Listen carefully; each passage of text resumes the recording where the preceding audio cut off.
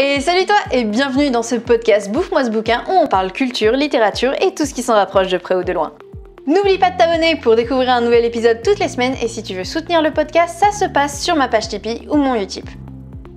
Alors cette semaine, on va parler d'une créature mythique. Après avoir vu ensemble la licorne, le léprechaun, laisse-moi te présenter le kraken. Créature mythique, et si je te disais qu'il existe vraiment?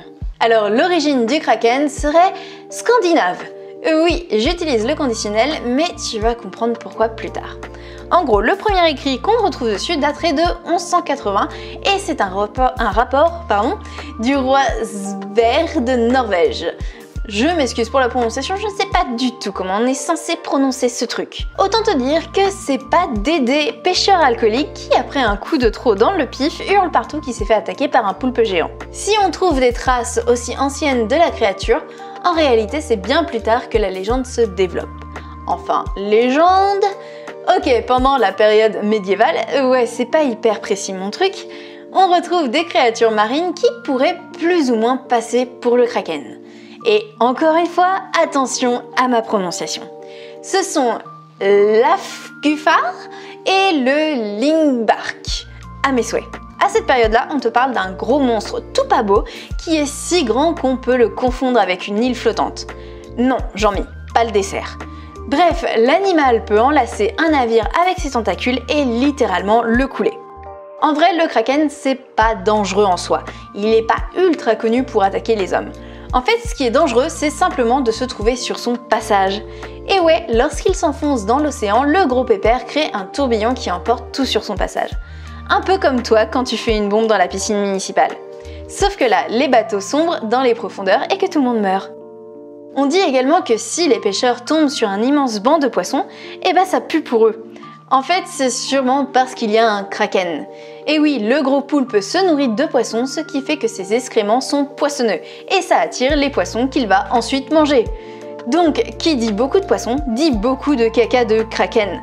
Donc attention à ne pas boire la tasse. Bon, à quoi ça ressemble un kraken?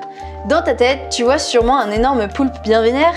Bah sache que pour certains, c'est plutôt un crabe. Oui, un crabe. Est-ce que le kraken existe vraiment? Ça, c'est une grande question, parce que dès 1735, tu retrouves en fait une description du kraken dans l'ouvrage scientifique Systema Naturae de Carl von Linné, ou encore dans Histoire naturelle de Norvège d'Éric Pontoppidan. Le truc existe vraiment et est classé dans la faune et la flore norvégienne. C'est donc que ça existe vraiment. Et oui, le kraken existe vraiment. Attends avant de partir sur tes grands chevaux. Il existe, mais il ne ressemble pas tout à fait à un moelleux au chocolat. À une île flottante. Merde, j'ai faim. Bref, en gros, le kraken ne serait autre qu'un calmar géant. Un calmar, pas un calamar. Non, parce que quand j'ai dit ça, mon mec, il a rigolé sous prétexte que comme je suis 10, je prononce mal les trucs et il m'a dit « on dit un calamar ». Non, on dit bien un calmar géant. En gros, c'est quoi? C'est un vieux poulpe de 13 à 15 mètres de long avec de longues tentacules et un bec. Voilà ce que c'est. Oui, un bec. On pense qu'ils vivent en fait justement dans les mêmes milieux naturels que soi-disant le kraken, et donc que les témoignages de rencontres avec la créature mythologique seraient juste des exagérations qui racontent en fait les vraies rencontres avec des calmars géants.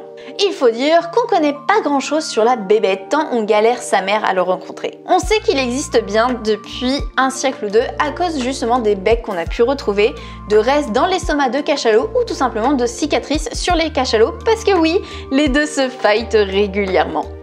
D'ailleurs, en analysant en fait les marques laissées sur les cachalots ou même certains becs retrouvés, on se demande s'ils ne feraient pas jusqu'à 20 mètres. On sait très peu de choses en fait sur les calmars parce qu'ils vivent, on pense, vers 1300 mètres de profondeur. Et ça fait beaucoup.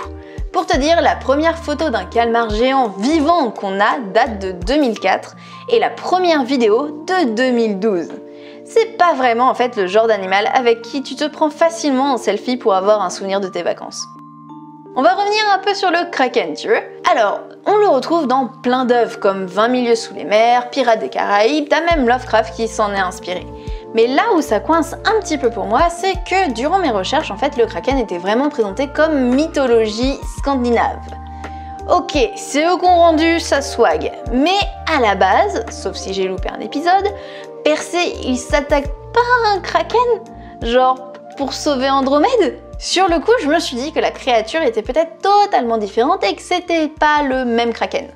Bon, dans certaines versions, on parle d'une baleine. Donc si on accepte les clampins qui te sortent que le kraken c'est un crabe, d'où pour certains d'ailleurs le nom de la bébête, pourquoi on n'accepte pas le kraken grec comme origine? J'avoue que ce détail me laisse pantoise. Ouais, des fois j'utilise des mots comme swag et d'autres fois des mots comme pantoise. Bref, tout ça pour te dire que tout le monde parle du kraken scandinave dans les vidéos que j'ai vues, mais on oublie que Persée s'est également battu contre un poulpe. Voilà, c'est tout pour aujourd'hui, j'espère que ça t'aura plu. Une fois de plus, si tu veux soutenir le podcast, déjà abonne-toi pour ne rater aucun épisode. Mais tu peux aussi participer en mettant un petit don sur Utip ou sur Tipeee. En tout cas, j'espère que tout ça t'aura plu et je te dis à la semaine prochaine. Je t'embrasse fort, c'était Mélanie.